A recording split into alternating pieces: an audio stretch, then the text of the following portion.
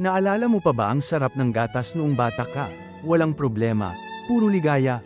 Pero ngayon, bakit ang dati mong paborito ay biglang sanhi ng sakit ng tiyan at bloating? Bakit niloko ka ng iyong sariling katawan? Ang sagot ay mas malalim kaysa sa iniisip mo. Ang lihim ay nasa isang enzyme, ang lactase. Noong bata ka, sagana ang katawan mo nito. Mahalaga para tunawin ang lactose, asukal sa gatas. Ngunit, para sa karamihan ng tao, habang tumatanda tayo at hindi na gaanong umiinom ng gatas, unti-unting nababawasan ang produksyon ng lactase. Ito ay natural na proseso. Ang tiyan mo ay hindi na handa para sa lactose.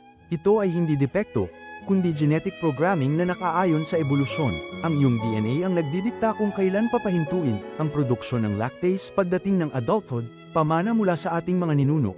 Kung lumaki ka at biglang hindi na kayang tunawin ang gatas, hindi ikaw ang kakaiba. Ito ay likas na bahagi ng pagiging tao para sa napakaraming individual. Unawain ang iyong katawan. Ito ay sumusunod sa sinaunang script ng buhay.